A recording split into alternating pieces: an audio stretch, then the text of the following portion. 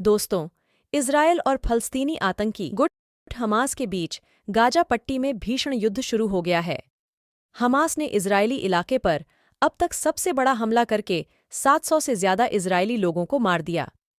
Hamas और Israel के बीच यह लड़ाई अभी जारी है। इजरायल अब गाजा पर जमीनी हमला करने की तैयारी कर रहा है ताकि हमास को सत्ता से उखाड़ फेंका जाए। हमास ने कई इजरायली लोगों को बंधक बना लिया और महिलाओं के साथ अमानवीय व्यवहार किया है। इससे इजरायल बहुत गुस्से में है और 1 लाख सैनिकों को गाजा पट्टी की सीमा के पास जमा कर लिया है। इजरायल के प्रधानमंत्री ने ऐलान किया है कि यह बहुत लंबा युद्ध होने जा रहा है। उधर ईरान और कतर ने इजरायल को चेतावनी दी है। इस तनाव के बीच पश्चिम एशिया में जंग छिड़ने जैसे हालात बनते नजर आ रहे हैं।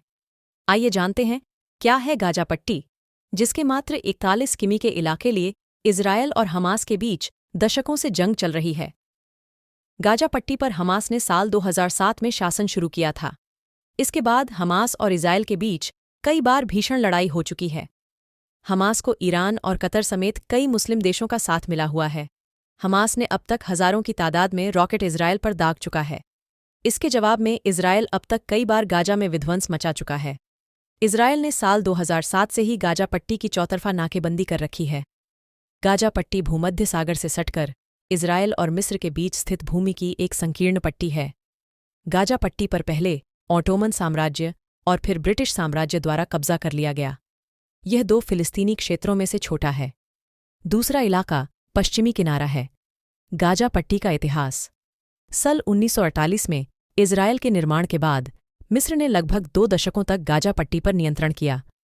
1967 के 6 दिवसीय युद्ध में अपने अरब पड़ोसियों के खिलाफ इजरायल की जीत के बाद उसने गाजा पट्टी और पश्चिमी किनारे पर नियंत्रण हासिल कर लिया। अगले 28 वर्षों के लिए इजरायल ने गाजा पट्टी को नियंत्रित किया और 21 यहूदी बस्तियों का निर्माण किया। साल 2005 में अंतर्राष्ट्रीय और घरेलू दबाव में इजरायल ने गाजा से लगभग 9,000 इजरायली बसने वालों और अपने सैन्य बलों को वहां से वापस बुला लिया। इससे गाजा पट्टी को फलस्तीनी प्राधिकरण द्वारा शासित किया जाना था, जो पश्चिम बैंक के कुछ हिस्सों को भी नियंत्रित करती है।